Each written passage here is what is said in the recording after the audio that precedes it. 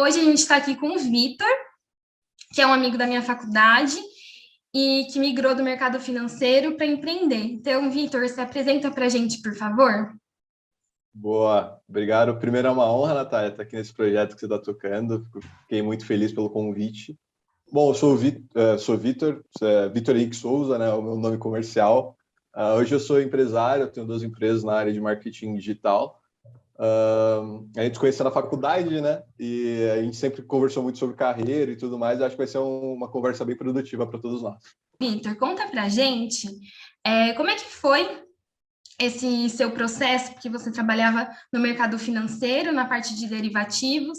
E primeiro, assim, fala para a gente da sua empresa, o que ela faz, e conta para a gente como foi esse processo de migrar, né, do mercado financeiro para o marketing digital. Bom, tenho 2 empresas, uma focada na venda de cursos online e produtos digitais, então mentorias, eventos presenciais, e eu tenho outra empresa focada para social media mesmo, então fazer a presença digital de vários especialistas. Principalmente hoje a gente atua com nicho médico e profissionais de saúde, então dentistas e médicos principalmente, cirurgiões plásticos, nutrólogos e dentistas. Esse é o foco da nossa empresa hoje. Bom, você perguntou sobre a minha migração, né? Primeiro eu vou contar onde eu estava. Eu sou formado em economia, e aí eu sempre estagiei em banco e trabalhei em banco. Eu trabalhava no Banco Bradesco, depois fui para o Banco Safra. No Banco Safra eu estava como analista de derivativos, né? Eu cuidava mais da parte de derivativos, da parte contábil desses derivativos. Então, analisar um contrato de swap, opções, futuros, e ver se faz sentido realmente contábil aquele número. É basicamente isso. Então, analisar o contrato do derivativo e ver se contabilmente o valor futuro, o accrual, as partes de recebimento e a parte a pagar está tudo batendo com o que deveria mesmo. Era isso que eu fazia. Primeiro, vender o canal. Então, sempre teve um DNA empreender.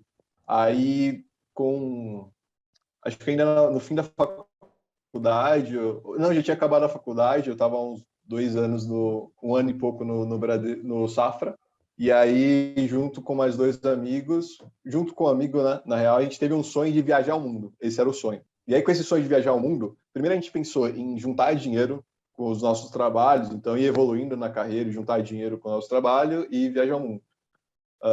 Mas aí a gente começou a ver outras possibilidades de ganhos, sem necessariamente ter uma restrição geográfica. Então, fazer trabalhos que eu conseguiria trabalhar de qualquer lugar do mundo e, mesmo assim, ter uma renda para bancar a viagem.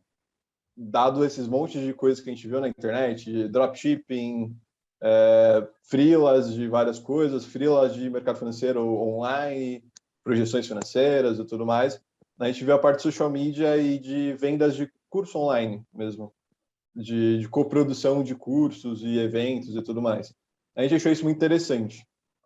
Aí a gente focou nisso e a gente percebeu que ali não estava só uma oportunidade de viajar ao mundo, estava uma oportunidade de ter um negócio, que era isso que os meus sócios também queriam, que eles queriam ter um negócio assim como eu. Aí, analisando tudo isso, a gente começou a operação da empresa, então estava no Bradesco, estava no Safra, tocando várias coisas ao mesmo tempo e estava começando uma empresa. Isso durou uns 6, 7 meses, fazendo as 2 coisas casadas. A gente foi vendo que a empresa estava evoluindo e que era possível fazer um passo para que eu conseguisse focar só na empresa. Então, depois de 6 meses e pouco, eu juntei uma graninha e falei, putz, agora é a hora. E aí a operação começou a se pagar e conseguiu me pagar um salário bem menor do banco, mas conseguiu bancar minhas contas. E aí a mesma coisa aconteceu com meu sócio e a gente resolveu focar nisso e ficamos os 2 fora. Mas aí, quais que foram as dificuldades que vocês encontraram nesse caminho? Primeiro, a inexperiência, porque montar uma empresa é difícil.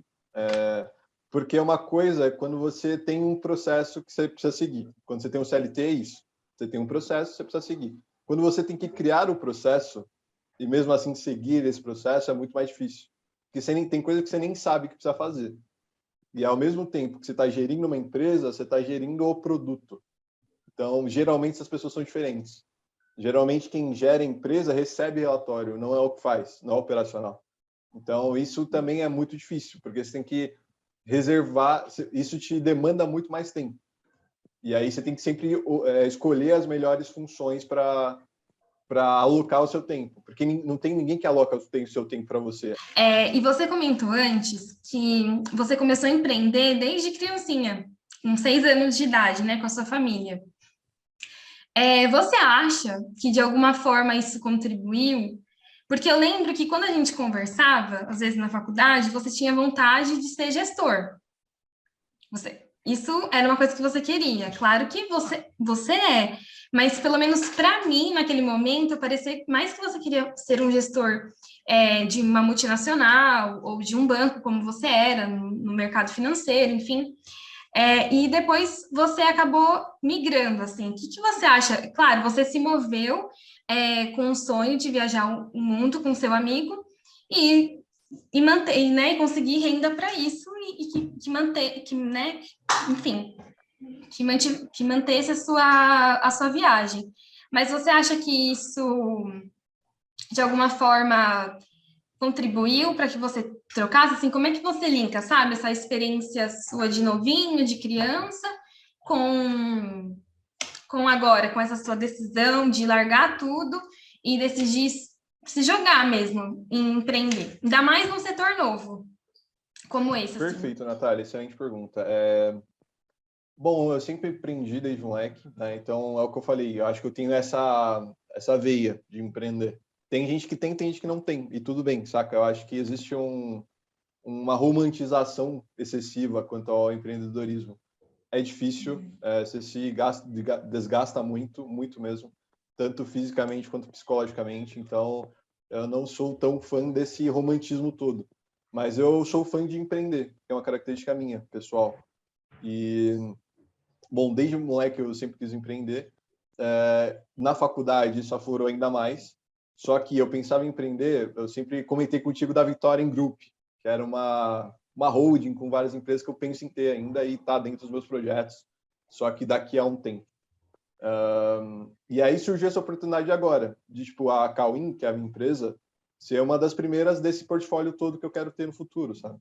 Então, poxa, eu quero ser gestor um dia. Por que não fazer agora, dado que eu não tenho grandes contas para pagar, não tenho filho, não tenho esposa, não tenho esse tipo de responsabilidade?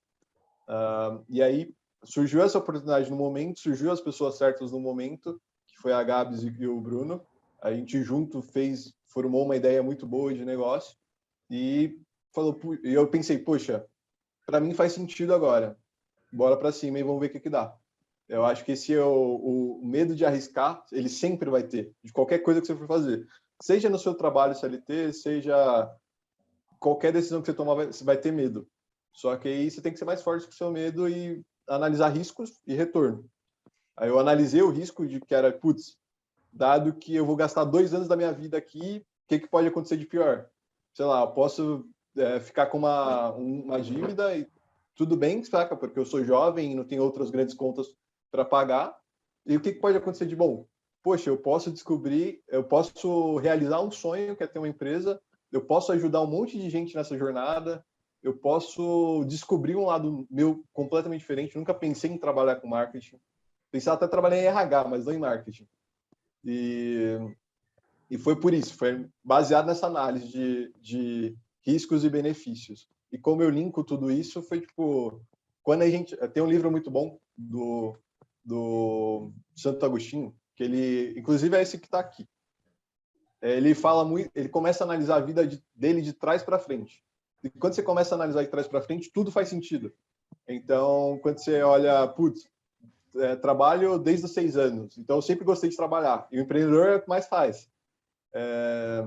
Sempre tive essa vontade do meu próprio negócio, sempre tive essa postura autônoma.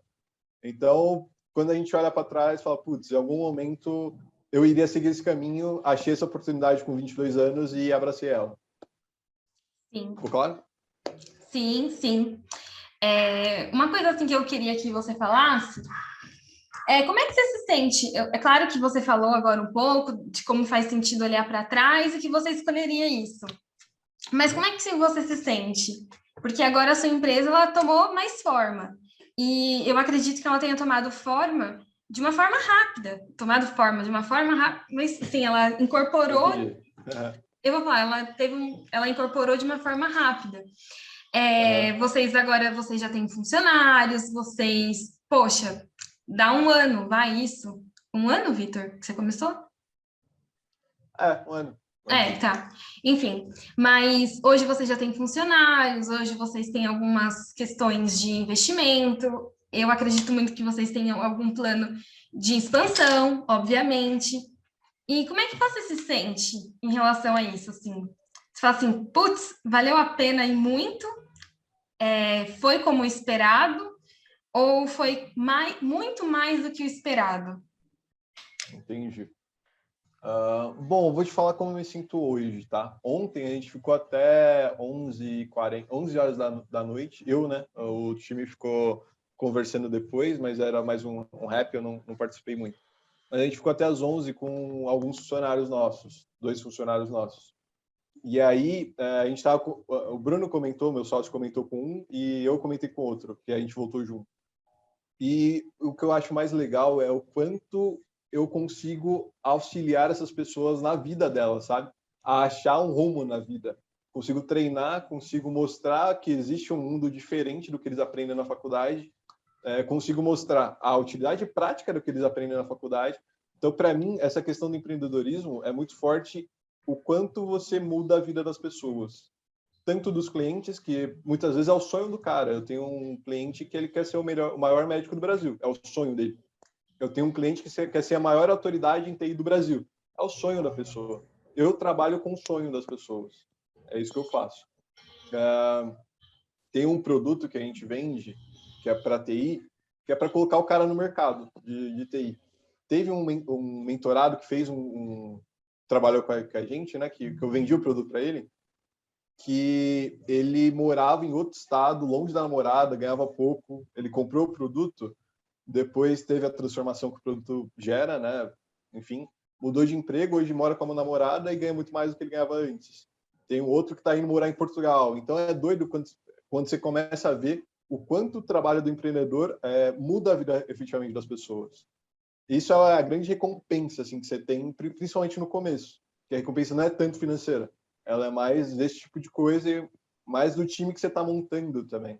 Então, a cultura Cauim, que a gente brinca aqui, mas eu acho que é muito verdade, de um ambiente colaborativo, um ambiente que todo mundo se ajuda muito e que tem autoaprendizado. Isso é a empresa que eu queria ter. É isso que eu tenho hoje, saca? Então, hoje eu me sinto realizado, né, com as coisas que eu fiz. E foi um ano mega intenso, mas a gente está conseguindo colher os frutos dela. Então, a gente está expandindo tanto em número de funcionários e possivelmente de clientes em breve, de faturamento. Então, as coisas estão indo conforme o esperado, assim, né? O que é bem interessante para uma empresa de pouco tempo. A gente tem Sim. vou chamar de conselheiro, né? A gente chama de oráculo, que é um cara que a gente conhece, que ele é dono de empresa muito grande no mercado de TI e dono de outras startups. E a gente abre o coração, né? Abre o coração da empresa para ele. Então a gente mostra números, mostra plano de desenvolvimento, mostra plano de negócio. Ele fala, poxa, tem um áudio que ele mandou que eu fico ouvindo às vezes, quando bate uma ansiedade, eu fico ouvindo ele, porque ele fala, meu, com um ano vocês conseguiram tipo bancar tudo aí, resolveram a vida, estão crescendo. Isso é muito difícil no cenário brasileiro de empresas. Então, esse tipo de coisa me engrandece muito e mostra que eu estou no caminho, sabe? Outro lado importante do empreendedorismo é o tanto de gente que você conhece e trabalha junto, saca? Então, por exemplo, eu tive a oportunidade de quase trabalhar com o Eduardo Marótica, que era um professor nosso, muito bom. Não foi muito para frente o que a gente bolou, mas foi uma oportunidade de ter uma reunião com o cara. Conheci muita gente fera do mercado, tanto de marketing digital quanto do mercado médico. E também da parte de TI. Então, essas conexões que você vai fazendo, elas são impressionantes, assim, são muito poderosas.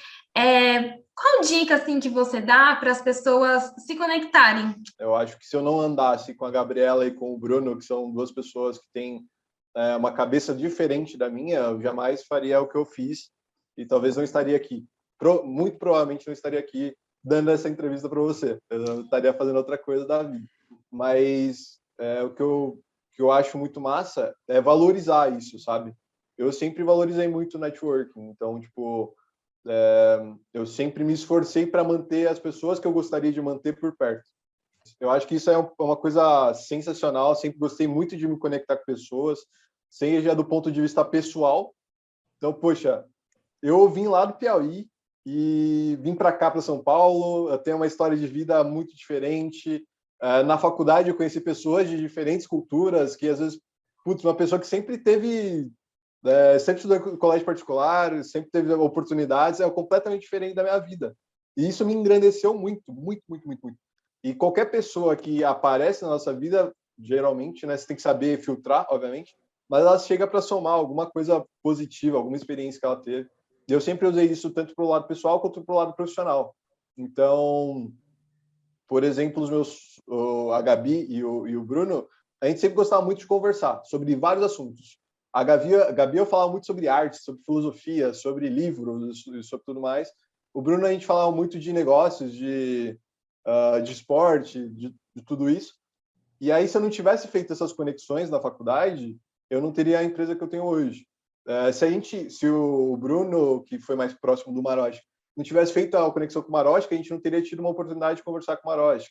Assim como outros negócios, que aí são coisas mais internas, mas alguns negócios muito importantes para a gente aconteceram por conta de networking.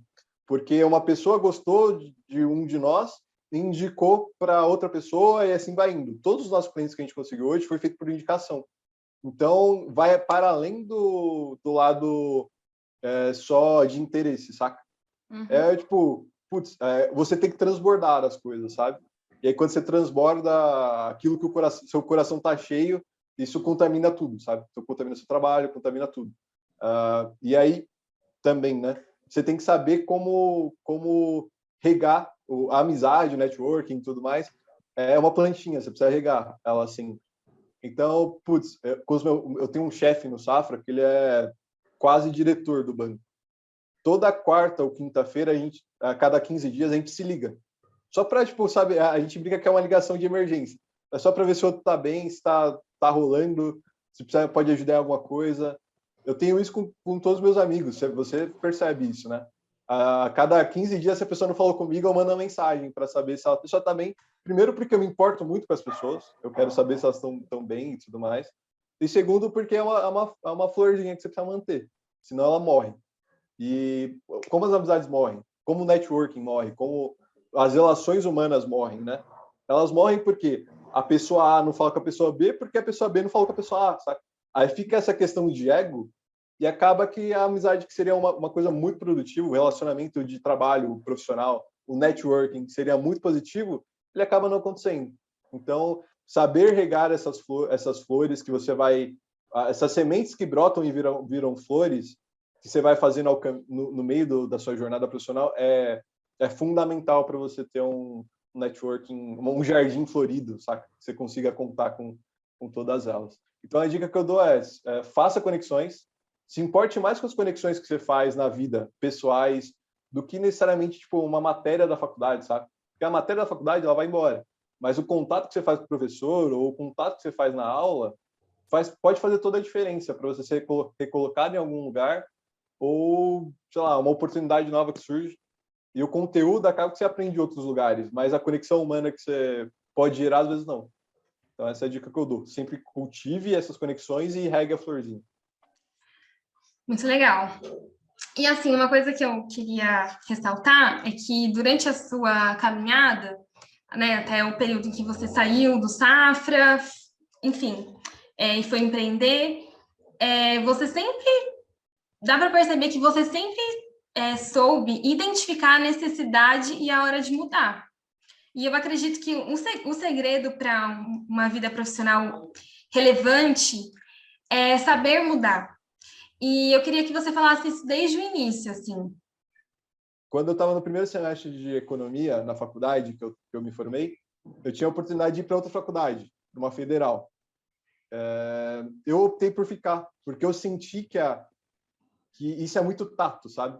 O que eu estava aprendendo na faculdade, a conexão que eu tinha feito com alguns professores, principalmente o Rodrigo, seria mais importante. Então, para mim, eu senti e avaliei o cenário e falei, putz, essa é a hora de ficar. Eu fiquei. Quando eu estava aí, beleza, deu um tempo, acho que no segundo ou ano e meio depois do começo da faculdade, eu fui para o Bradesco. Eu demorava realmente 2 horas e meia para ir, 2 horas e meia para voltar. Só que eu estava numa posição que eu não queria estar, saca?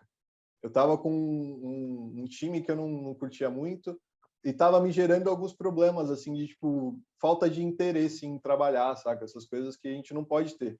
Para quem quer um futuro bacana e tudo mais, o trabalho é onde você vai gastar a maior parte do seu tempo. É importante que você esteja curtindo aquilo que você está fazendo. Eu senti que ali não era lugar com pessoas que iam me impulsionar, que 1 mais 1 formaria 3. Ali 1 mais 1 estava formando 2 e olhe lá. E eu não estava com o meu 100%, então quando eu não estou com o meu 100% é uma jornada bem ruim, já era distante, então... E aí uma história interessante. Não acredito em nada disso, tá? Mas é uma história interessante para quem acredita.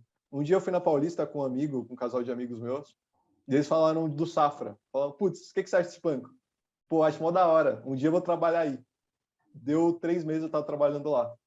É uma doideira quando a vida a gente olha para trás faz todo sentido do mundo, né? Mas, e aí, beleza. Aí eu falei, putz, vou mudar. Aí eu fui para o Safra.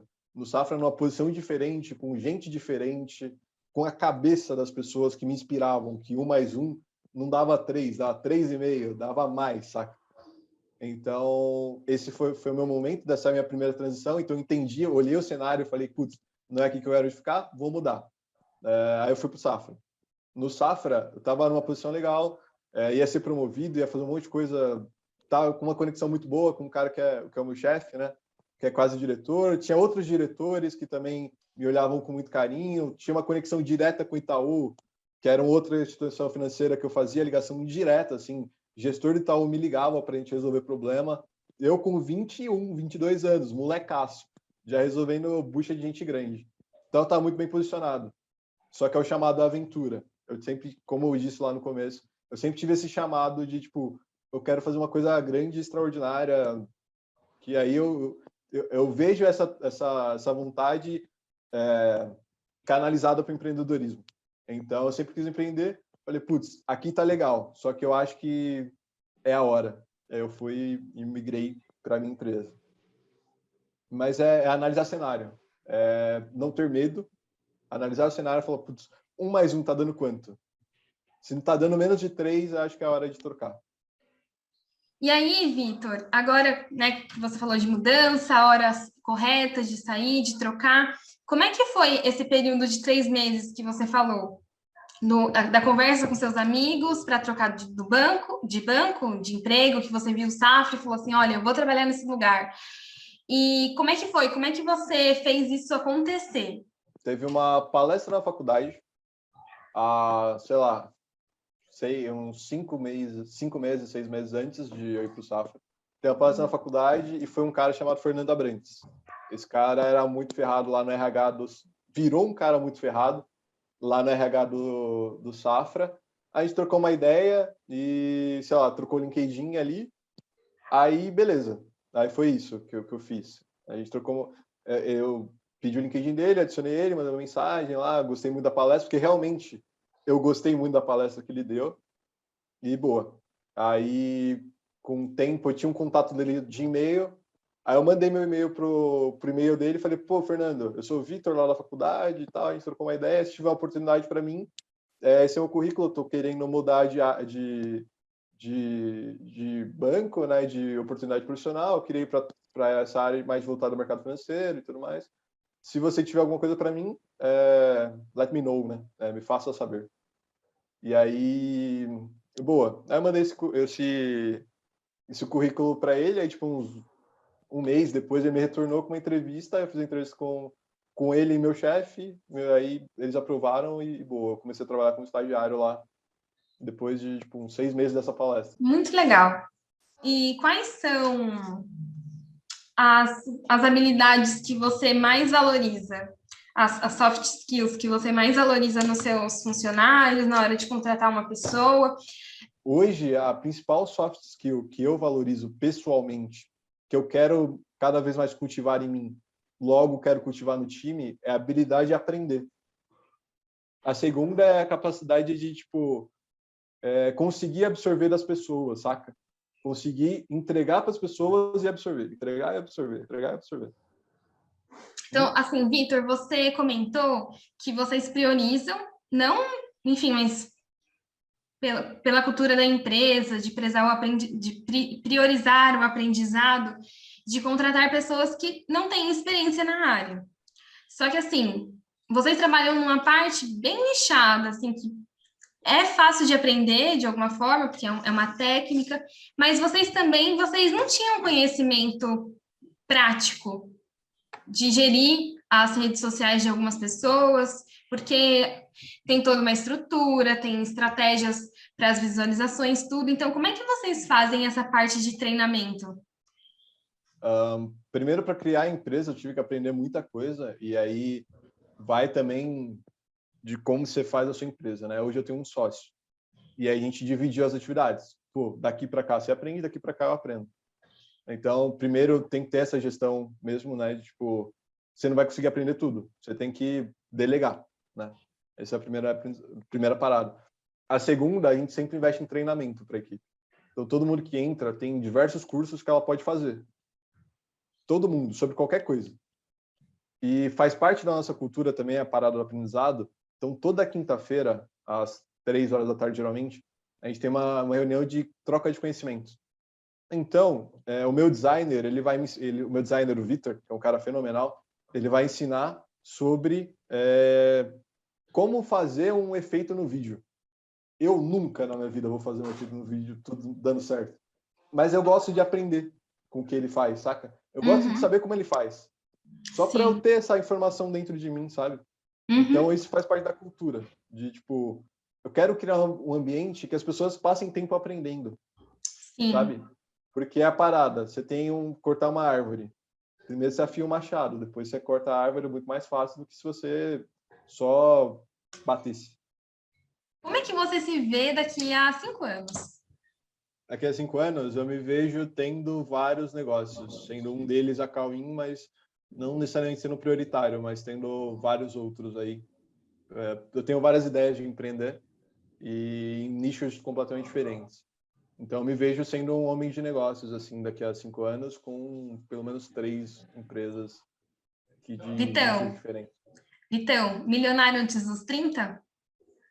Ah, o pai já é, pô. Só que não de dinheiro. Só que não de dinheiro ainda, mas... Cara, eu acho que o dinheiro é uma consequência, sabe? O dinheiro é uma consequência daquilo que você planta. Se você planta muito, você colhe muito. É isso aí. E agora, para finalizar, eu quero que você fale uma pessoa que você goste muito, que você admire muito, um homem de negócios assim que eu quero ser igual esse cara. É um homem de negócio que eu admiro muito, Jorge Paulo Lemann, do 3G Capital. É um cara que eu admiro muito, principalmente a cultura dele de eu quero trazer boas pessoas. Bom, então é isso. Eu quero te agradecer por toda a nossa conversa. Obrigado a você, Natália, pela oportunidade. Você sabe que é minha amiga particular para tudo, para qualquer momento mesmo, né? E eu fiquei muito feliz de você ter me convidado para poder te ajudar nesse projeto. Eu acho que vai dar muito certo e acredito muito no seu potencial. Então, pessoal, eu quero agradecer todas as pessoas que assistiram esse vídeo. Eu espero que tenha contribuído para a sua vida, para a sua jornada, em algum momento da sua vida. Muito obrigada.